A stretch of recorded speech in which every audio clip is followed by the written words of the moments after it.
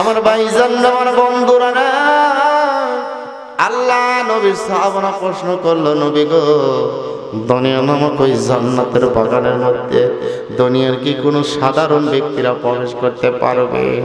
আল্লাহ নবী বললেন, না না না না, দুনিয়া নামক ওই জান্নাতের বাগানের মধ্যে দুনিয়ার কোনো সাধারণ ব্যক্তিরা প্রবেশ করতে পারবে না।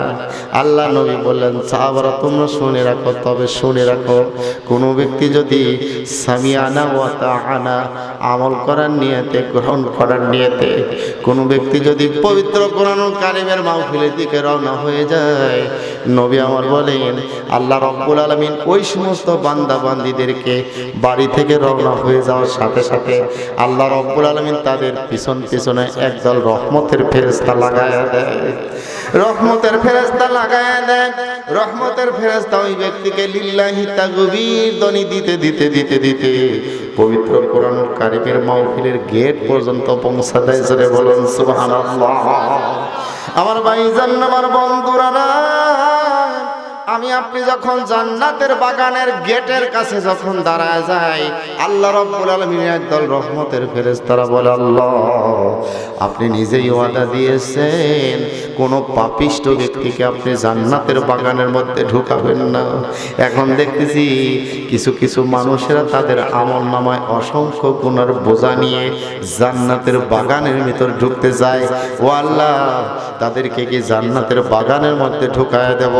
আবার আল্লাহ রাব্বুল আলামিন ডাক দিয়ে বলে, ফেরেশতারা, আমার বান্দা যেহেতু আমলে নিয়তে, গ্রহণ করার নিয়তে জান্নাতের বাগানের মধ্যে ঢুকতে চায়, ওদের আমলনামা থেকে যত গুনাহ বোঝাগুলো আছে, পাপের বোঝাগুলো আছে, জান্নাতের বাগানের এক সাইডে রেখে দিয়ে ওদেরকে নিষ্পাপ করে কোরআনুল কারীমের মাহফিলের মধ্যে ঢুকায় দাও। কোথায় ঢুকায় দাও বাজান? কোরআনুল কারীমের মাহফিলের মধ্যে ঢুকায় দাও।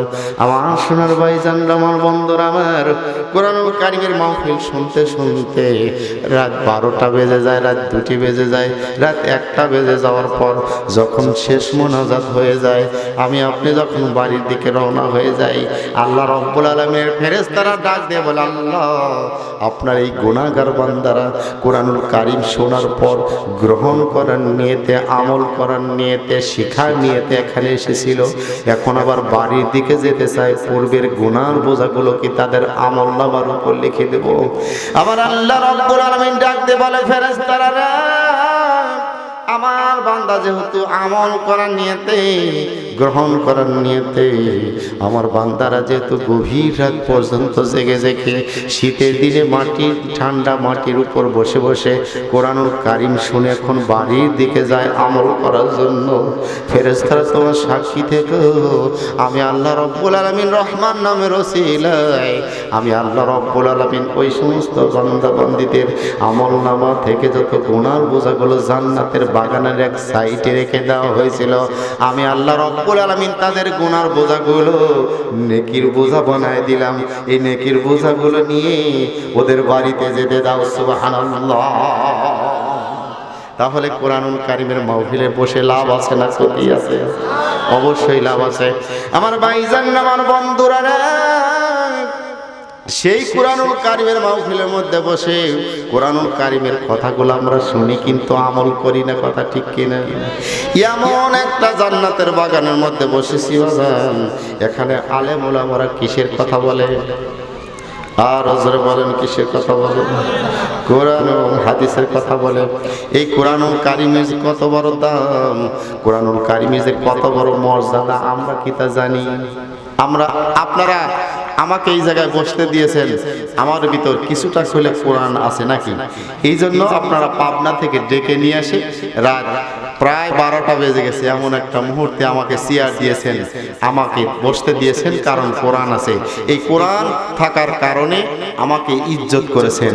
তাহলে ইজ্জত আমাকে দিয়েছেন না কোরআনকে দিয়েছেন? আর জোরে বলেন, কাকে দিয়েছেন?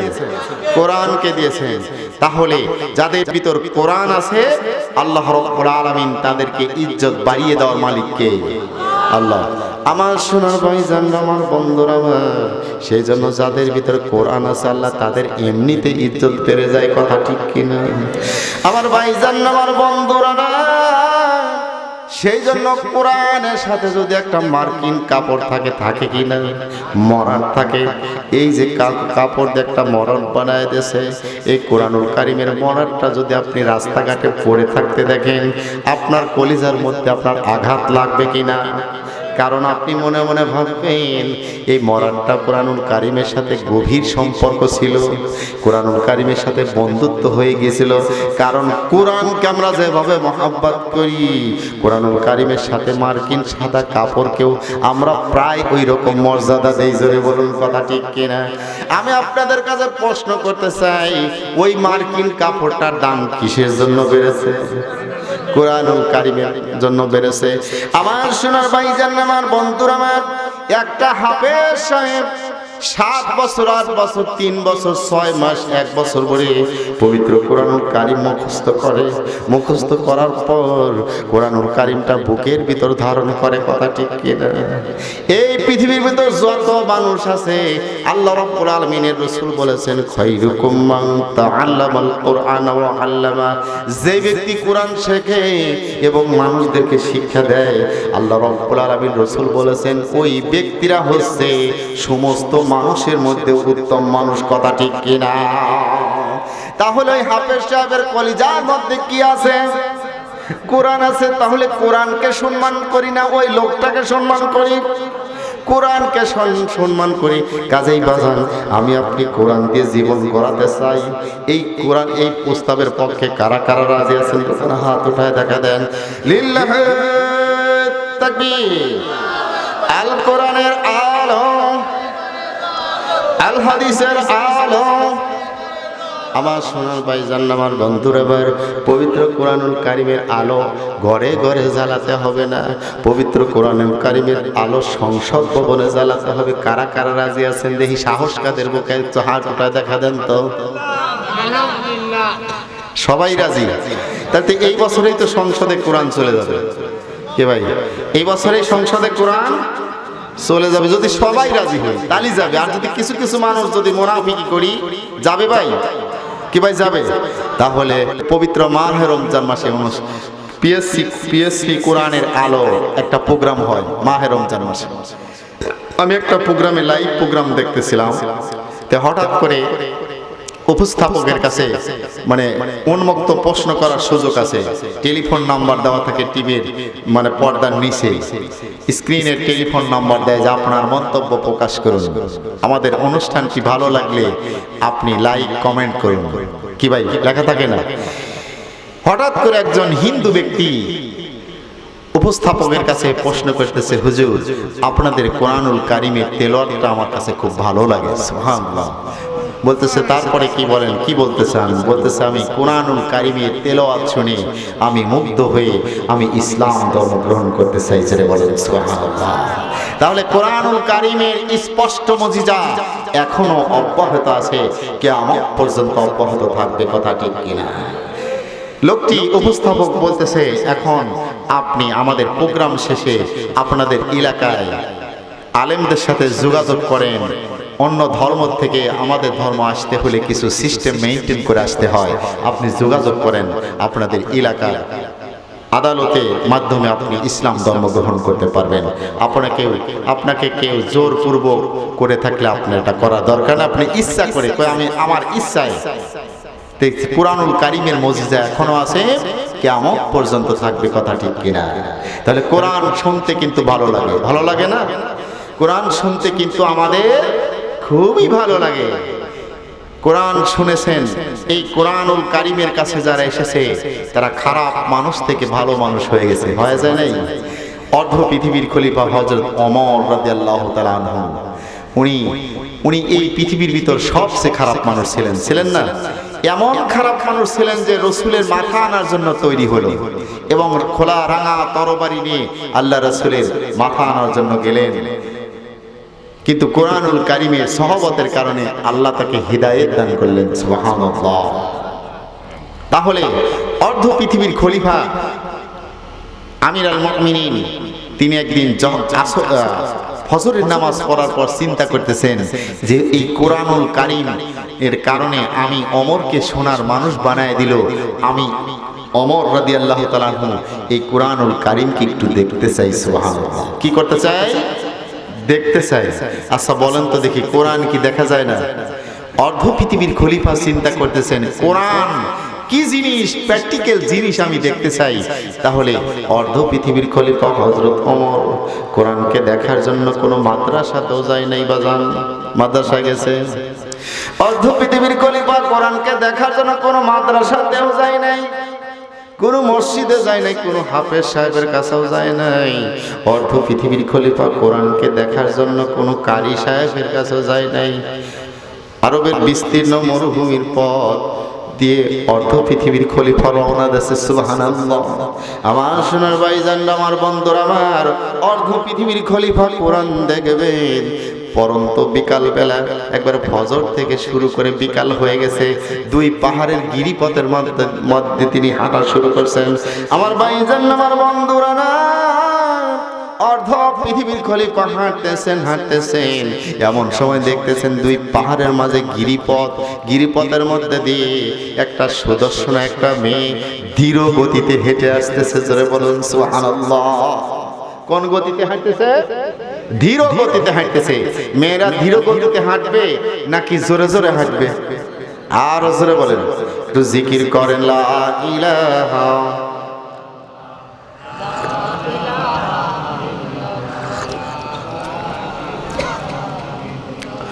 জোরে লা ইলাহা ইল্লাল্লাহ, জোরে লা ইলাহা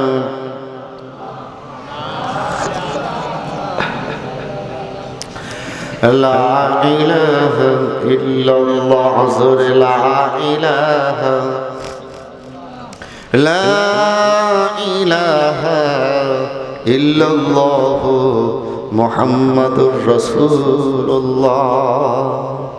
মেয়েরা পথে চলতে হলে ধীর গতিতে হাঁটবে। অর্ধ পৃথিবীর খলিফা দেখতেছেন দুই পাহাড়ের মাঝে গিরিপথ, সেই গিরিপথের মধ্যে দিয়ে একটা সুন্দরী একটা মেয়ে ধীর গতিতে হেঁটে আসছে। সুবহানাল্লাহ। দুই পাহাড়ের মাঝে গিরিপথের মধ্যে মেয়েটাকে দেখে অর্ধ পৃথিবীর খলিফা এক নজর মেয়েটার দিকে তাকিয়ে, আকাশের দিকে তাকিয়ে বললেন, আল্লাহু আকবার, আলহামদুলিল্লাহ, আল্লাহ আপনার জমিনে এত সুন্দর চেহারা মানুষ। সুবহানাল্লাহ। এত সুন্দর চেহারা। আর আমরা দুই পাহাড়ের গিরিপথের মাঝে যদি মেয়ে পেতাম তাহলে ডাইনে বামে তাকাতাম, যে এদিক ওদিক তাকায় দেখি কোনো মানুষ আছে কিনা। আমি হুজুর হইয়া যাই, দেখতেন আপাতত চেহারাটা একটু ভালো করে দেখে নিতেন। আমার ইমান এটা বলছে, আপনাদের কি বলতে জানি না। এরকম চেহারা ডাইনে বামে তাকাইতে আমার মনে মনে ভাবতাম যে গিরিপথের মাঝে মেয়ে, কি ভাই এরকম মনে হতো না? আমার ভাইজান, আমার বন্ধুরা, অর্ধ পৃথিবীর খলিফা মেয়েটার দিকে, আপনারা হয়তো ভাবতেছেন মেয়েটার চেহারা সুন্দর দেখে অর্ধ পৃথিবীর খলিফা সুন্দর বলতেছে। আসলে কিন্তু তা নয়। মেয়েটার চেহারা কালো হোক কিংবা ফর্সা হোক ওটা দেখার বিষয় নয়। অর্ধ পৃথিবীর খলিফা দেখতেছেন মেয়েটার গায়ে আল্লাহর কোরআনের আইন পর্দা আছে, সেই জন্য অর্ধ পৃথিবীর খলিফা তার মেয়েটার চেহারা দেখে আলহামদুলিল্লাহ বলে শুকরিয়া আদায় করলেন। জোরে বলেন সুবহানাল্লাহ। কুল্লিল মুমিনিনা ইয়াগুদ্দু মিন আবসারিহিম। মুমিন পুরুষদেরকে উচিত তাদের, হে নবী আপনি বলে দেন মুমিন পুরুষেরা যখন পথ দিয়ে চলবে তাদের দৃষ্টি যেন হেফাজত করে, যৌন অঙ্গের যেন হেফাজত করে। আর মুমিন নারীরা যখন রাস্তা দিয়ে চলে তাদের যেন পর্দা করে যেন তারা চলে। আমাদের দেশের অবস্থা কি ভাই? আমাদের দেশের অবস্থা কি? পর্দা। আজকালকে দেখেন, আপনারা দেখতেছেন মা বোনদের যে অবস্থা, মনে হচ্ছে শিলা কলা। কি ভাই এরকম মনে হচ্ছে না? সোলা কলার মতো আমার মা বোনেরা রাস্তাঘাটে চলতেছে। আপনারা দেখেন সোলা কলার কি ভাই দাম থাকে। এক ব্যক্তি বাজারে নিয়ে গেছেন, কিছু কলা ছুলে নিয়ে গেছে, আর এক ঝুড়িতে মানে সোলা ছাড়া আসলা কলা নিয়ে বাজারে বসে আছে। বাজারে গিয়ে বসে বলতেছে, এই যে কলা নিয়ে এসেছি। কিছু কিছু লোক বলতেছে যে তুমি যে কলাগুলো ছুলে নিয়ে এসেছো আমি খাওয়ার আগেই খেয়ে ফেলেছি, খাওয়ার আগেই খেয়ে ফেলেছি। করছে যে কত করে হালি? কয় যে এ কলা আমি টাকা দিয়ে কিনবো না। তুমি এই যে কলা সুসাওয়ালা কলাগুলো আমাদের দেন। তাহলে আমাদের দেশের মা বোনরা যারা আছে তাদের মানে সুলা কলার মতো হওয়া যাবে না। কি ভাই আপনারা রাগ করলেন আমার কথা? সুলা কলা হওয়া যাবে না। আমার মা বোনদের আমি শিক্ষা দিচ্ছি যে মা বোনেরা, আপনাদের জন্য আল্লাহ নামাজ যেমন ফরজ, রোজা যেমন ফরজ, হজ যেমন ফরজ, যাকাত যেমন ফরজ, মা বোন এবং পুরুষদের জন্য পর্দা করাও তেমন ফরজ। তাহলে আমাদের রাস্তাঘাটে চলতে হবে মা বোনদেরকে সেই ওই মেয়েটার মতো ধীর গতিতে পর্দা সহকারে।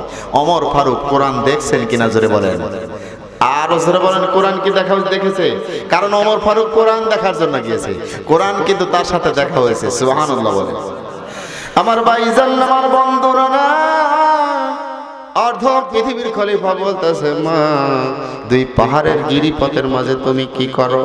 তোমার সামনেও কোনো মানুষ নাই, পিছনেও কোনো মানুষ নাই, সামনেও কোনো মানুষ নাই, পিছনেও কোনো মানুষ নাই, দুই পাহাড়ের মাঝে গিরিপথ, তুমি গিরিপথের মধ্যে তুমি কি করো? বলতেছে, পথিক আজ 6 দিন হলো আমি অর্ধ পৃথিবীর খলিফা হযরত ওমরকে আমি তালাশ করতেছি। জোরে বলুন সুবহানাল্লাহ। কাকে তালাশ করে? হযরত ওমরকে তালাশ করতেছে। কয়দিন? আর হযরত বলেন কয়দিন? 6 দিন তালাশ করতেছেন। অর্ধ পৃথিবীর খলিফা বলে, মা অর্ধ পৃথিবীর খলিফা হচ্ছে, অর্ধ পৃথিবীর খলিফা তিনি অর্ধ জাহানের খলিফা। অর্ধ পৃথিবীর খলিফাকে যদি তুমি পেতে চাও, রাজভবনে যাও, গণভবনে যাও, সংসদ ভবনে যাও। রাজভবন, গণভবন, সংসদ ভবন বাদ দিয়ে দুই পাহাড়ের মাঝে কি খুঁজ লেগে তুমি হযরত ওমরকে পাবে? মেয়েটা বলতেছে, পথিক তুমি হয়তো জানো না, এখন কোরআনের রাজ কায়েম হয়ে গেছে। কোরআনের রাজ কায়েম হয়ে গেলে তখন কোনো শাসককে, দুঃখী মানুষকে খুঁজতে হয় না, কারণ শাসকেরাই দুঃখী মানুষদেরকে খুঁজে বাহির করে। কি ভাই, তাই না? কোরআনের রাজ যখন কায়েম হয়ে যাবে তখন শাসকদের মানে দুঃখী মানুষদেরকে, শাসকদেরকে খুঁজতে হয় না, শাসকেরাই দুঃখী মানুষদেরকে খুঁজে পার করবে। তুমি কি জানো না কোরআনের রাজ প্রতিষ্ঠিত হয়ে গেছে? আমার মনে হয় অর্ধ পৃথিবীর খলিফাকে আমি আর কয়েকদিনের মধ্যে অথবা কিছু সময়ের মধ্যেই আমি হযরত ওমরকে আমি পেয়ে যাবো। চলে বলুন সুবহানাল্লাহ। আমার ভাইজান, আমার বন্ধুরা না, অর্ধ পৃথিবীর খলিফা বলতেছে, মা তুমি যেই পথ দিয়ে হাঁটতেছো তোমার কি ভয় লাগে না? মেয়েটা বলতেছে, তুমি কি জানো না কোরআনের রাজ কায়েম হয়ে গেছে? তখন যখন কোরআনের রাজ কায়েম হয়ে যায় তখন একটা মেয়ে রাত গভীরে যাক আর রাত দুপুরে যাক, সকালে যাক আর সন্ধ্যায় যাক, একা যাক আর দুইজন যাক, পথিক কোনো ভয় পাবে না। যেদিন ষোড়শী নির্জন পথে যাবে, যেদিন ষোড়শী নির্জন পথে যাবে, কোনো জন কটু কথা কবে না, পথে আর প্রান্তরে সম্পদের মোহ পড়ে খোনার রাহাজানি হবে না। যদি মেনে চলি কোরআন আর রাসূলের বিধান, সকলেই শান্তিতে থাকবে। বাংলার আকাশে কোরআনের রাজ যেদিন চলবে। কি ভাই, তাই না? যেদিন কোরআনের রাজ প্রতিষ্ঠিত হবে তখন একটা মেয়ে রাত গভীরে যাক, একলা চলুক আর দুইজন চলুক, পথিক কোনো পথে ভয় পাবে না, নির্জনে চলবে। পথের মধ্যে যাবে কোনো পুরুষ কোনো মহিলার দিকে উচ্চ নজরে তাকাতে পারবে না, গালিগালাজ করতে পারবে না। কোরআনের রাজ প্রতিষ্ঠিত হয়ে গেলে জিনা করলে তাকে পাথর মেরে হত্যা করা হবে, চুরি করলে হাত কেটে দেওয়া হবে। এটা হচ্ছে কোরআনের আইন, ডাইরেক্ট আইন। জেনে বলুন কথা ঠিক কিনা? কোনো মানুষ অত্যাচারী, নির্লজ্জ, বেহায়াপনা মানুষ সমাজের ভিতর খুঁজে পাওয়া যাবে না যদি থাকে কোরআনের আইন। জেনে বলুন কথা ঠিক কিনা? মেয়েটা বলে, পথিক তুমি কি জানো না কোরআনের রাজ প্রতিষ্ঠিত হয়ে গেছে? আমি একলা চলি আর দুইজন চলি, কোনো সমস্যা নয়। তুমি কি জানো না আমি অর্ধ পৃথিবীকে আমি তালাশ করতেছি। মেয়েটাকে আমিরুল মুমিনিন বলে, তাহলে ওমরকে পেতে হলে রাজভবনে যেতে হবে, সংসদ ভবনে যেতে হবে, গণভবনে যেতে হবে। রাজভবন, গণভবন, সংসদ ভবন বাদ দিয়ে তুমি এই গভীর এই জঙ্গলের মধ্যে, গিরিপথের মধ্যে তুমি তালাশ করলে অর্ধ পৃথিবীকে তুমি খুঁজে পাবে না। এমন সময় মেয়েটা বলতেছে কোরআনের রাজ প্রতিষ্ঠিত হয়ে গেছে, কারণ আমি আমার ঈমান বলতেছে আমি কিছু সময়ের মধ্যে হযরত ওমরকে আমি খুঁজে পাবো। জোরে বলুন সুবহানাল্লাহ। আমার ভাইজান, আমার বন্ধুরা, এক মজায় অর্ধ পৃথিবীর খলিফা কিছু সময় বলতেছে, মা তোমার ঈমানকে আল্লাহ বিজয় দান করেছে। সুবহানাল্লাহ। তোমার ঈমানকে আল্লাহ বিজয় দান করেছে, কারণ আমি হলাম অর্ধ পৃথিবীর খলিফা হযরত ওমর। মেয়েটা বলতেছে আমিরুল মুমিনিন, আপনি হচ্ছেন অর্ধ পৃথিবীর খলিফা। অর্ধ পৃথিবীর খলিফা হয়ে কেন আপনি দুই পাহাড়ের গিরিপথের মাঝে আপনি থাকেন? আপনি অর্ধ পৃথিবীর খলিফা, আপনাকে পেতে হলে রাজভবনে যেতে হবে, সংসদ ভবনে যেতে হবে। রাজভবন, গণভবন, সংসদ ভবন বাদ দিয়ে আপনি কেন দুই পাহাড়ের গিরিপথের মাঝে আপনি থাকেন? আপনি তো এটা থাকার কথা নাই। অর্ধ পৃথিবীর খলিফা চোখের পানি খুলে বলতেছে, মা তুমি তো বললে যখন কোনো দেশে কোরআনের রাজ প্রতিষ্ঠিত হয়ে যায়, ওই দেশের শাসকেরা দুঃখী মানুষদেরকে খুঁজে বাহির করবে।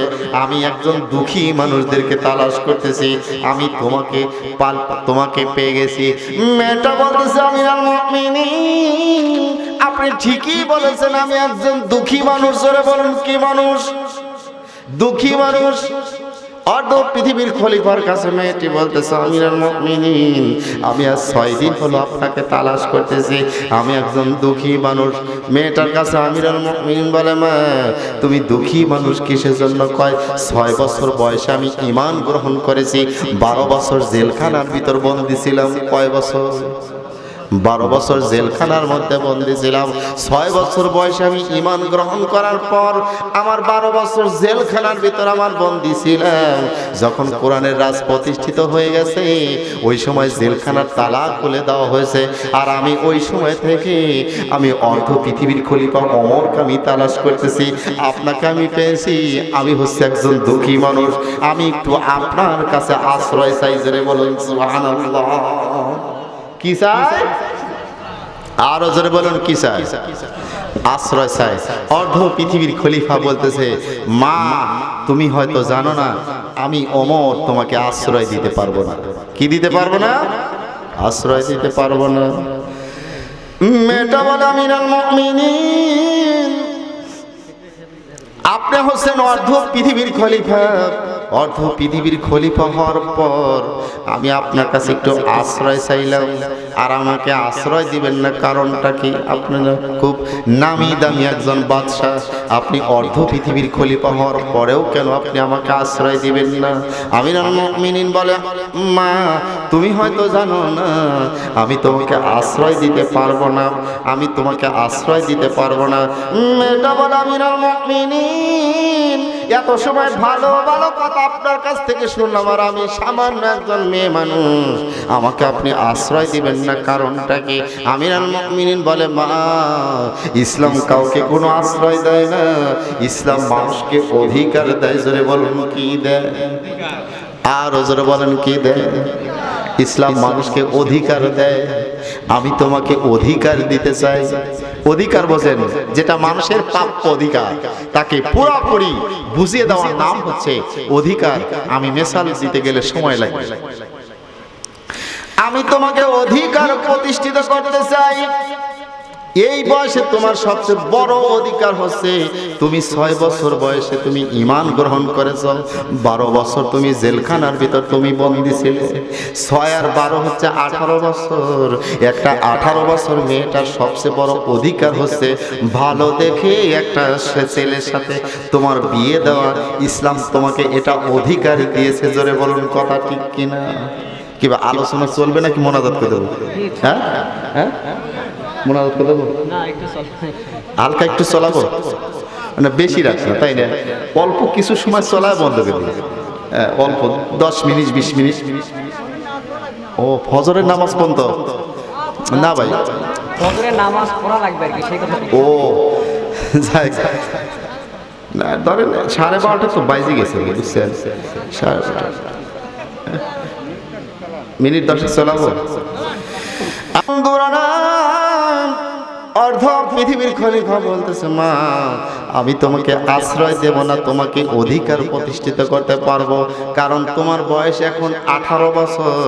18 বছর বয়সের মেয়েকে সবচেয়ে অধিকার হচ্ছে ভালো দেখে একটা ছেলের সাথে তোমার বিয়ে দেওয়া। মেয়েটা বলতেছে, আমিরুল মুমিনিন, তাহলে আপনি আমাকে ভালো দেখে একটা ছেলের কথা যেহেতু বলেছেন, আমাকে ভালো দেখে একটা ছেলের সাথে বিয়ে দেন। আমিরুল মুমিনিন বলে, মা আমার একটা ভালো দেখে একটা ছেলের আমার সন্ধান আছে। ছেলেটার নাম হচ্ছে আব্দুল্লাহ। ছেলেটা 6 লক্ষ হাদিসের হাফেজ। কয় লক্ষ হাদিস?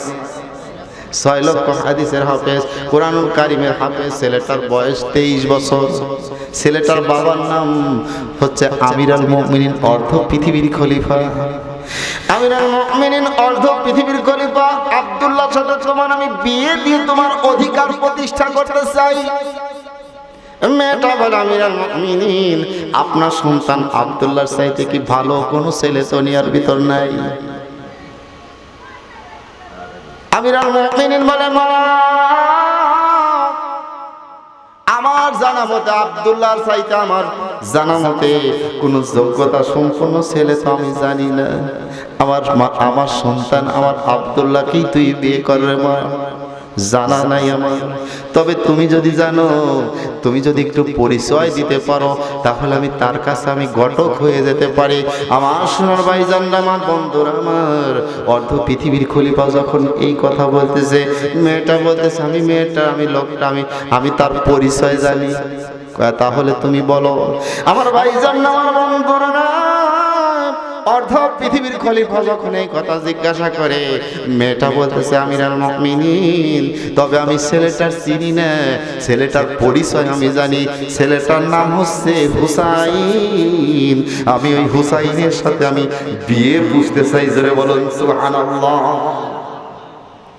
ছেলেটার মায়ের নাম মা ফাতেমা, ছেলেটার বাবার নাম হযরত আলী, ছেলেটার নানার নাম বিশ্বনবী জনাবে মুহাম্মদুর রাসূলুল্লাহ সাল্লাল্লাহু আলাইহি সাল্লাম। আমি আলীর পুত্র হুসাইনের সাথে আমি বিয়ে বসতে চাই। আপনি যদি তার সাথে বিয়ে দেন তাহলে আমি বিয়ে বসতে চাই। আপনার কাছে আমি প্রশ্ন করি, আমিরুল মুমিনিন, আপনার ছেলে আব্দুল্লাহর যোগ্যতাই বেশি না আলীর বেটা হুসাইনের যোগ্যতাটাই বেশি? নবীর অর্ধ পৃথিবীর খলিফা বলতেছে, মা তুমি জানো না, তুমি এমন একটা প্রশ্ন করেছো রে মা, তুমি শুনে নাও। আমার ছেলে আব্দুল্লাহর চাইতে ওই হুসাইন আল্লাহর কাছে কোটি কোটি গুণে উত্তম। কত গুণে? কোটি কোটি গুণে উত্তম।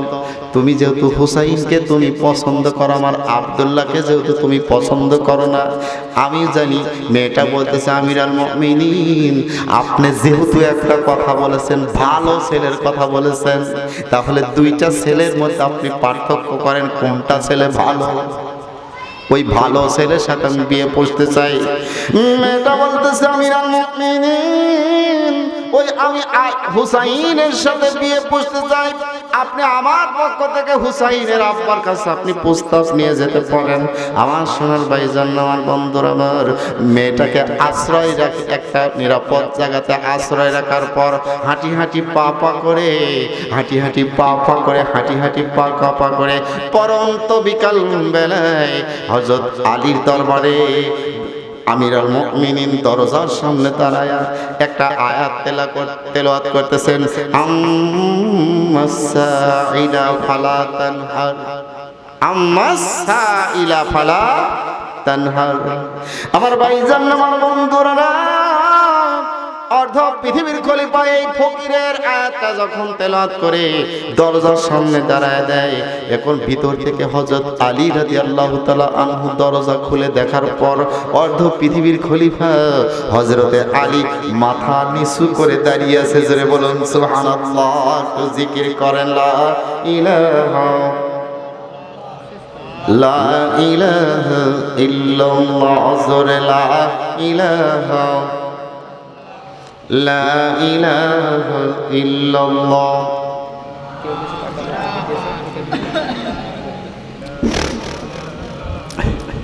জোরে লা ইলাহা ইল্লাল্লাহ। জোরে লা ইলাহা। শেষ করে মোট রাত হয়ে গেছে। যেহেতু রাত অনেক হয়ে গেছে, আপনাদের কালেকশনও ভালোই হয়েছে। আমি তো আসছি মানে অনেক সময় শুনলাম অনেক কথা বাজান, অনেক কথা অনেক কথা অনেক কথা অনেক কথা। দুই ঘন্টা সময় লাগবে ভাই। আপনি 10 মিনিটের শেষে জ্বালা বিয়ে করুন। হ্যাঁ ওটা ফিনিশিং শেষ করে দিই, তাই না? শেষ করে দিই। আপনার আরো মসজিদের, এটা মসজিদ, মান বানা লিল্লাহি মাসজিদান মানাল্লাহু লাহু বাইতান ফিল জান্নাহ। দুনিয়ার ভিতরে হুজুর আলোচনা করছেন, আমি আর কত কিছু আপনাদের কাছে আবদার করতেছি। মসজিদের জন্য যারা প্রধান বক্তার কাছে দেওয়ার নিয়ত করছেন যে দিবেন, আগে দিছেন, এখনো কিছু দিবেন, মনে মনে নিয়ত করছেন, আসেন ভাই, দেরি করবো না, শেষ করে দেব। এক মন পেঁয়াজ। ভাইজানের নাম কি? লিল্লাহি তাকবীর। জনাব মোহাম্মদ ফজলুল হক সাহেব জওয়ান জিন্দাবাদ। এক মন পেঁয়াজ জোরে বলেন মারহাবা। আর জোরে বলেন মারহাবা। একটা হাত উঠা দোয়া করে আল্লাহ আমিন আমিন আল্লাহ আমিন আমিন। দানকারী হয় তুমি জান্নাতের জামিন।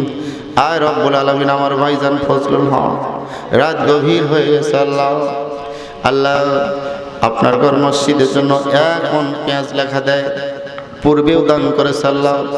আয় রব্বুল আলামিন, এই দানের ওসিলা করে আমার ভাইজানের ফসলের মধ্যে বরকত বৃদ্ধি করে দাও, আমার ভাইজানকে দীর্ঘ হায়াতেরাজ করে দাও, খানার খাবার মুসাফির হিসেবে কবুল করে নাও, 5 ওয়াক্ত নামাজি বানায় দাও, তাহাজ্জুদ পূজারী বানায় দাও। সকলেই বলি আমিন। লা ইলাহা ইল্লাল্লাহ। জোরে লা ইলাহা ইল্লাল্লাহ। আসেন ভাই, আসেন আসেন, মোনাজাত করে দিই। কি ভাই? লিল্লাহি তাকবীর। আমার ভাইজান জনাব মোহাম্মদ উসমান উদ্দিন ভাই জরবান জিন্দাবাদ। 2 মন পেঁয়াজ জরবান মারহাবা। আল্লাহ আমার ভাইজানের দানখানাকে কবুল করে নিন, ভাইজানকে দীর্ঘ হায়াত দারাজ করে দিন, ভাইজানকে মক্কা মদিনার মুসাফির হিসেবে কবুল করে নিন, আব্বা আম্মাকে খেদমত করার মতো তৌফিক দান করুন। আল্লাহ স্ত্রী পরিবার পরিজনদেরকে পর্দাশিনী বানায় দিন, নামাজি বানায় দিন। সকলেই বলি আমিন। লা ইলাহা লিল্লাহি তাকবীর। জনাব মোহাম্মদ আসবাদ সাহেব যেমন জিন্দাবাদ। 15 বস্তা সিমেন্ট এবং 20 কেজি পেঁয়াজ জোরে বলেন মারহাবা। একটু হাত ওঠা দোয়া করি। বাবু কান্দে মাও কান্দে কবরে শুইয়া, আহার শোনা খানাকে কবুল করে নিন, ভাইজানকে দীর্ঘ হায়াত দারাজ করে দিন, ব্যবসা বাণিজ্য ক্ষেত খামারের মধ্যে বরকত বৃদ্ধি করে দিন, আব্বা আম্মাকে খেদমত করার মতো তৌফিক দান করে দিন, 5 ওয়াক্ত নামাজি বানায় দিন, খানার খাবার মুসাফির হিসেবে কবুল করুন। সকলেই বলি আমিন। লা ইলাহা। রোজ বিহানে একটা পাখি আল্লাহ আল্লাহ ডাকে, সেই পাখিটির গানে গানে হৃদয় দুলতে থাকে। রোজ বিহানে একটা পাখি আল্লাহ আল্লাহ ডাকে, সেই পাখিটির গানে গানে হৃদয় দুলতে থাকে। দিকে দিকে সে সুর তোলে সারা, ঘুম ভেঙে যায় সে সুর শুনে জাগে ঘুমের পাড়া লিল্লাহি তাকবীর। আজকের মাহফিলের সভাপতি সাহেব যেমন জিন্দাবাদ, 2000 টাকা যাবে মারহাবা। আল্লাহ আমার সভাপতি ভাইয়ের দানখানাকে কবুল করে নিন, ভাইজানকে দীর্ঘ হায়াত দারাজ করে দিন, খানার খাবার মুসাফির হিসেবে কবুল করুন, সকলেই বলে আমিন। লিল্লাহি তাকবীর। আমার ভাইজান জনাব মোহাম্মদ সেলিম হোসেন 2000 টাকা জোরে বলেন মারহাবা। আল্লাহ আমার ভাইজানের দানখানাকে কবুল করে নিন, ভাইজানকে দীর্ঘ হায়াত দারাজ করে দিন, খানার খাবার মুসাফির হিসেবে কবুল করুন, 5 ওয়াক্ত নামাজি বানায় দিন। আল্লাহ স্ত্রী পরিবার পরিজনদেরকে পর্দাশীনী বানায় দিন, সকলেই বলি আমিন। লিল্লাহি তাকবীর। আমার ভাইজান ভিপি জনাব মোহাম্মদ রফিকুল ইসলাম সাহেব সেবান জিন্দাবাদ। কয় হাজার টাকা? 5000 টাকা জোরে মারহাবা। একটু হাত। 10000 টাকা জোরে মারহাবা। 15000 20,000 আল্লাহু আকবার। লিল্লাহি তাকবীর। প্রথমে 5000, তারপরে 5000, তারপরে 500, এখন আবার 10,000, 20,000 টাকা দান করছে। একটু হাত উঠায় দোয়া করে আল্লাহ আমিন আমিন আল্লাহ আমিন আমিন। দানকারীর হয় তুমি জান্নাতের জামিন।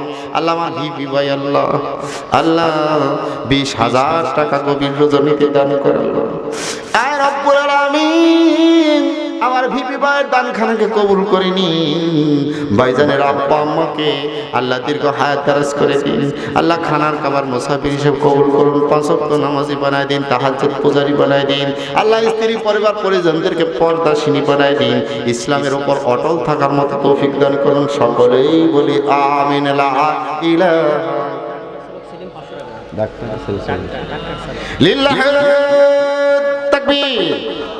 আল্লাহ ট্রাকের ড্রাইভার সাহেব জনাব মোহাম্মদ সেলিম ভাই সাহেব, আল্লাহ ট্রাক্টর চালক সেলিম ভাই 500 টাকা গভীর রজনীতে আল্লাহ আপনার ঘর মসজিদের জন্য দান করে দেয়, আল্লাহ কি করে দিন, খানার খাবার মুসাফির হিসেবে কবুল করুন, 5 ওয়াক্ত নামাজি বানায় দিন, সকলেই বলি আমিন। লা ইলাহা ইল্লাল্লাহ জোরে লা ইলাহা আলা ইলাহা ইল্লাল্লাহ জোরে লা ইলাহা লা ইলাহা ইল্লাল্লাহ লা ইলাহা ইল্লাল্লাহ। এই কালেমার বান্ধবেলা কাজে লাগবে রে মরম বেলা, এই কালেমার রওশনীতে জগৎ হবে ভাই। লিল্লাহি তাকবীর। আল্লাহ আমার এক ভাই জান আল্লাহ তার ছেলের জন্য দোয়া আছে, 200 টাকা দান করে একটা হাত ওটা দোয়া করে আল্লাহ বাবা কান্দে মা কান্দে কবর শুইয়া, আর সোনার বেটা বিটি দেখলা না আসিয়া। আল্লাহ শানিলা গ্রাম কবরস্থান সংলগ্নই আজকের এই মাহফিলটা হচ্ছে। আল্লাহ আব্বা আম্মাকে কবরস্থানের মধ্যে রেখে আমরা রাত গভীর হয়ে গেছে আল্লাহ, দুখানা হাত উঠাই দিয়েছে আল্লাহ, আমরা যারা দুখানা হাত উঠে দিয়েছে আল্লাহ, আমাদের যাদের আব্বা আম্মা দুনিয়া থেকে চলে গেছে আল্লাহ, আমাদের সকলের আব্বা আম্মার মোবারক আজকের এই হাদিয়া খালি পৌঁছে দিন আল্লাহ। আমার ভাইজান আল্লাহ ছেলে জীবিত আছে নাকি মারা গেছে? জীবিত আছে আল্লাহ। আমার ভাইজানের ছেলেকে দীর্ঘ হায়াত দারাজ করে দিন আল্লাহ, আলেম হিসেবে কবুল করে নিন আল্লাহ, দুনিয়ার সমস্ত বালা মুসিবত থেকে শিফায়ে কামেলা শিফায়ে নাজিলা দান করে দিন আল্লাহ, বড় চাকরিজীবী বানায় দিন, বড় হলে আব্বা আম্মার যাতে খেদমত করতে পারে সে তৌফিক দান করে দিন, হাফেজ আলেম হিসেবে কবুল করে নিন, সকলেই বলি আমিন। লা ইলাহা ইল্লাল্লাহ লা ইলাহা ইল্লাল্লাহ। ভাই আপনারা যারা যারা দান করেন নাই অতি তাড়াতাড়ি দিয়ে দেন, মোনাজাত করে দেবো। আসেন ভাই। বাস লিল্লাহি তাকবীর। জনাব মোহাম্মদ বাসু সাহেব জিন্দাবাদ। 20 কেজি পেঁয়াজ দেবেন মারহাবা। আল্লাহ আমার বাস্তবায়ন খানাকে কবুল করে নিন। তারপরে ওনার ছেলে হাফেজ, আল্লাহ আল্লাহ হাফেজের আব্বা হিসেবে কাল কিয়ামতের দিন নূরের টুপি মাথায় দিয়ে আল্লাহ জান্নাত দাখিল করুন। সকলেই বলে আমিন। লা ইলাহা ইল্লাল্লাহ, লা ইলাহা ইল্লাল্লাহ, লা ইলাহা ইল্লাল্লাহ, লা ইলাহা ইল্লাল্লাহ, লা ইলাহা ইল্লাল্লাহ। তালিক মোনাজাত করি। আমার সবাই দুরূদ শরীফ পড়ি। আল্লাহুম্মা সাল্লি আলা মুহাম্মাদ ওয়া আলা আলি মুহাম্মাদ কামা সাল্লাইতা আলা ইব্রাহিম ওয়া আলা আলি ইব্রাহিম ইন্নাকা হামিদুম মাজিদ। আমার রহম চাচা আল্লাহ 500 টাকা দান করছে, আরো এক ভাইজান অনেকগুলো টাকা দান করেছে। আল্লাহ সকলের দানগুলোকে কবুল করে নিন। আমার শাহাদত ভাই অনেকগুলো টাকা দান করেছে, আমার শাহাদত ভাইয়ের দানখানাকে কবুল করে নিন। ভাইজানকে দীর্ঘ হায়াত দারাজ করে দিন, আব্বা আম্মাকে খেদমত করার মতো তৌফিক দান করুন। সকলেই বলে আমিন। اللهم آمين. ربنا آتنا في الدنيا حسنة وفي الآخرة حسنة وقنا عذاب النار. ربنا ظلمنا أنفسنا وإن لم تغفر لنا وترحمنا لنكونن من الخاسرين. আর রব্বুল আলামিন রাত গভীর হয়ে গেছে আল্লাহ, এমন একটা মুহূর্তে আপনার দরবারে দুখানা হাত উঠাইতেছে আল্লাহ রব্বুল আলামিন 12:45 বাজে আল্লাহ। আর রব্বুল আলামিন এমন একটা মুহূর্তে আপনার দরবারে দুখানা হাত উঠাই দিলাম আল্লাহ, দুনিয়ার সকল মানুষগুলো অত্র এলাকার কিছু কিছু মানুষ ঘুমিয়ে গেছে, পশু পাখিরা পর্যন্ত নীরবতায় চলে গেছে। আর রব্বুল আলামিন আপনার গভীর রজনীতে আল্লাহ আপনার কিছু পাগল পারা কোরআনি মহাব্বতী বান্দাদেরকে নিয়ে দুখানা হাত উঠাইলাম আল্লাহ। আল্লাহ সকলের হাতখানা কোনোকে আপনি কবুল করে নিন। অনেকে অনেক টাকা পয়সা মসজিদের জন্য দান করেছে আল্লাহ, সকলের দানগুলোকে কবুল করে নিন। আজকের এই দানের উসিলা করে সকলের আব্বা আম্মার রূহ মোবারক করে হাদিয়াগুলো পৌঁছায় দিন। আর রব্বুল আলামিন গভীর রজনীতে আল্লাহ আমি গুনাহগার ব্যক্তি আল্লাহ দুখানা হাত উঠাই দিয়েছে আল্লাহ। আমার হাতে অনেক হাজী সাহেবেরা হাত উঠাই দিয়েছে, আলেম ওলামারা হাত উঠাইছে, চুল পাকা মুরব্বীরা হাত উঠাইছে, কচি কাঁচা মাসুম বাচ্চারা হাত উঠাইছে আল্লাহ। যার হাতের হাত আপনি পছন্দ করেন একটা হাতের ওসিলা করে আল্লাহ আজকের দোয়ার মাহফিলখানাকে আপনি কবুল করে নিন। আর রব্বুল আলামিন বিশেষ করে আল্লাহ আজকের মাহফিলের মধ্যে যারা আল্লাহ অকাতরে দান করে গেল আল্লাহ সকলের মনের নেক মকসুদকে আপনি পূরণ করে দিন। আর রব্বুল আলামিন আজকের এই মাহফিলের ওসিলা করে আল্লাহ সানিলা গ্রামের যত মাইয়াতরা দুনিয়া থেকে বিদায় হয়ে গেছে আল্লাহ, আল্লাহ সমস্ত মাইয়াতের কবরের আযাবগুলোকে আপনি মাফ করে দিন।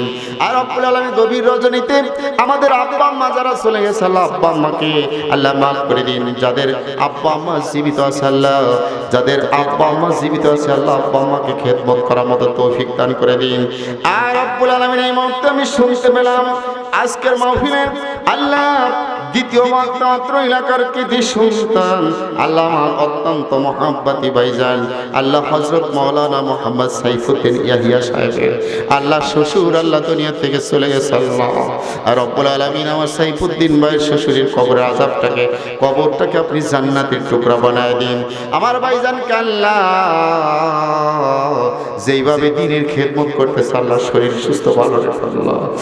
আর রব্বুল আলামিন দ্বীন কায়েমের স্বপ্ন আমরা যারা দেখি আল্লাহ জীবনে যেন দিন বাংলার জমিনে যাতে দ্বীনের পতাকা যাতে পথ পথ করে উঠতে থাকে সে তৌফিকটুকু দান করে দিন আল্লাহ। আজকের মাহফিলখানায় কবুল করে নিন আল্লাহ। মাহফিলের যারা ইন্তেজামিয়া কমিটির সভাপতি সেক্রেটারি আল্লাহ, মসজিদ কমিটির সভাপতি সেক্রেটারি যারা অক্লান্ত পরিশ্রম করে মসজিদের জন্য আল্লাহ কাল কিয়ামতের ময়দানে মসজিদের খাদেম হিসাবে দাঁড় করায় দিও আল্লাহ। আল্লাহ মসজিদের ইমাম সাহেব মুয়াজ্জিন সাহেব আল্লাহ যারা হাত উঠা দিয়েছে আল্লাহ সকলকে আল্লাহ কবুল করে নিও আল্লাহ। আমি গুনাহগার ব্যক্তির দোয়া কবুল নাও হতে পারে আল্লাহ, এর মধ্যে থেকে যা হাতকে আপনি পছন্দ করেন এই হাতের ওসিলা করে আল্লাহ আজকে দোয়ার মাহফিলকে আপনি কবুল করে নিন আল্লাহ। আপনার দরবারে ফরিয়াদ করি আল্লাহ আমরা যারা দোকানে হাত উঠেছি আল্লাহ আমাদের ইমানের সহিত আল্লাহ মৃত্যু দিবেন আল্লাহ। আল্লাহ সামনে পবিত্র মাহে রমজান মাসের আগমন করতেছে আল্লাহ, মাহে রমজান মাস পর্যন্ত আপনি আমাদের সকলকে হায়াতুত তয়্যিবা দান করে দিন। আল্লাহুম্মা ইন্না নাউযু বিকা মিনাল মাউতি ওয়াল কুরবাতি ওয়াল কবরি ওয়া গুম্মাতি ওয়াস সিরাতি ওয়াজ জাল্লাতি ওয়া ইয়াউমাল কিয়ামাতি ওয়া রাওয়াতি। আল্লাহুম্মা আরযুকনাল কানাআ, আল্লাহুম্মা হাব্বিবনা ফি সালাতিল জামাআ, আল্লাহুম্মা আহশুরনা ইয়া রাব্বানা মা'আন নাবিয়িল মুস্তাফা সাহিবিশ শাফাআ। সুবহান রাব্বিকা রাব্বিল ইজ্জাতি আম্মা ইয়াসিফুন ওয়া সালামুন আলাল মুরসালিন ওয়ালহামদুলিল্লাহি।